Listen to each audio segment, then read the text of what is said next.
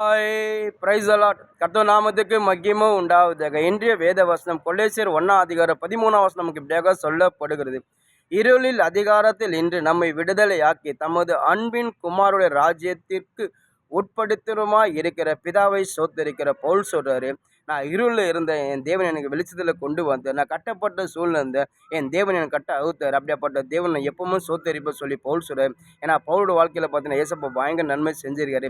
ஏன்னா பவுல் பார்த்தீங்கன்னா கர்த்தரை அறியாமலே பார்த்தீங்கன்னா அவர் வாழ்க்கையில் எல்லாமே இருந்தது. அவர்கிட்ட எல்லாமே அவர் பார்த்தீங்கன்னா எல்லாமே பயங்கரமான சொல்ல சிவமான இருந்தார். ஆனால் இருந்தாலும் பவுலோட வாழ்க்கை எல்லாமே வந்து அவர் இருளடைஞ்ச போல தான் இருந்து.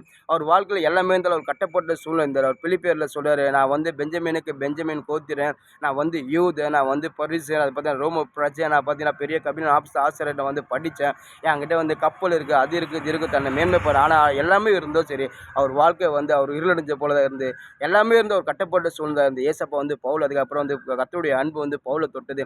அதுக்கப்புறம் பவுல் பார்த்தீங்கன்னா கர்த்தருக்கு இருந்து கர்த்தருக்கு அதுக்கப்புறமா அவர் இருளந்து வாழ்க்கை கர்த்தர் பக்கமாக திரும்ப வெளிச்சமாக மாறிச்சு. அவர் கட்டப்பட்ட சூழ்நிலை ஏசப்பா அந்த கட்ட ஊத்து பேர் அப்புறம் பவுல் பார்த்தீங்கன்னா சுதந்திரமாச்சு. அதுக்கப்புறம் கர்த்தருக்காக ஒரு வல்லமை எடுத்து பயன்படுத்தப்பட்டார்.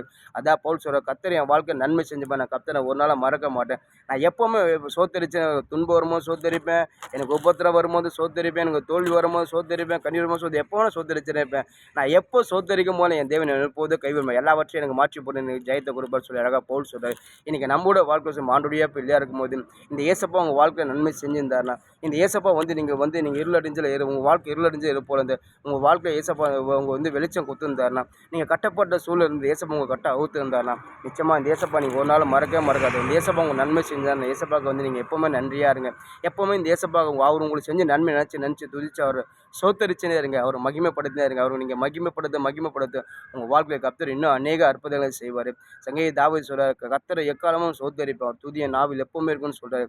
அப்போ எக்காலமும் கர்த்தரை சோத்தரிப்பேன்னா அப்போ ஏசப்பா சங்கீத தாவீது எப்படியாப்ப நன்மை செஞ்சு பாருங்க. அவர் எப்போவுமே நான் சோத்தரிச்சணும், ஏன்னா தேவன் அவ்வளோ நன்மை செஞ்சார். அவர் செஞ்ச நன்மை என்னால் சொல்ல முடியும் சங்கீத தாவீது சொல்கிறார். ஏன்னா அவர் வாழ்க்கையில் அவ்வளோ ஏசப்பா எல்லாமே கொடுத்தாரு. ஏன்னா ஒன்று இவங்கெல்லாம் நம்ம கர்த்தர் மேலே நம்பிக்கை கர்த்தர் மேலே உறுதியாக கர்த்தரை விசுவாசமாக பற்றி கொண்டாங்க. அந்த நம்பிக்கை அந்த விசுவாசத்தை ஏசப்பா உங்களை கைவிடவே இல்லை.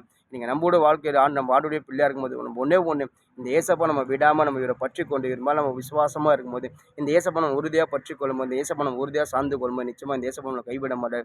நம்ம வாழ்க்கையில் எப்படியாப்பட்ட தீமை வந்தாலும் சரி ஏசப்பா நன்மையை மாற்றி போட வல்லமுள்ள தேவனாக இருக்கிற இந்த ஏசப்பா நம்ம ஒரு நாள் மறக்கவே கூடாது. இந்த ஏசப்பா நம்ம துதிச்சுனே இருக்கணும். இந்த ஏசப்பா நன்மை செஞ்சு நம்ம ஏசப்பா நம்மளுக்கு செஞ்சு நன்மை நினைச்சு நம்ம ஏசப்பாக்க நம்ம ஏதாச்சும் செய்யணும். அதாவது ஒரு கழுதை பார்த்தீங்கன்னா அது கட்டப்பட்ட சூழ்நிலை அப்படியே அதே இடத்துல வெறுமையாக இருந்து ஏசப்பா போய் அந்த கழுதோட கட்டை அவுக்க சொல்லி அந்த சீசரில் போய் அந்த கட்டை அவுத்த பிறகு அந்த கழுதை சுதந்திரமாச்சு. அதாவது கழுதை பார்த்தீங்கன்னா கட்டப்பட்ட சூழ்நிலை அது அங்கேயே தான் வெறுமையாக இருந்தது. அது இருளடைஞ்ச போல தான் அது ஏசப்பா அது கட்டை அவுத்த பிறகு அந்த கழுதை சுதந்திரமாச்சு. உடனே அந்த கழுதை ஏசப்பா சுமந்து கொண்டு ஓசனா பாடிக்கொண்டு சந்தோஷமாக போச்சு. ஏன்னா அந்த கழுதை ஏசப்பா நன்மை செஞ்சார். அந்த கழுதை அந்த நன்மையை ஏற்றுக்கொண்டு அந்த நன்மையை புரிஞ்சுக்கொண்டு அதுக்கப்புறம் அந்த கழுதை ஏசப்பா சுமந்து கொண்டு போச்சு.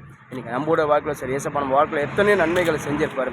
அந்த நன்மைகள் நினச்சி நம்ம கர்த்தரை சோத்தரிச்சுன்னு இருக்கோம், துதிச்சுனே இருக்கணும். அப்படி துதிக்கும் போது சோத்தரிக்கும் போது கர்த்தர் நம்ம ஒருபோது கைவிட மாட்டார். அப்போஸ்தலர் பவுலை கர்த்தர் கைவிடல, உங்களே கர்த்தர் கைவிட மாட்டார். ஆமென்.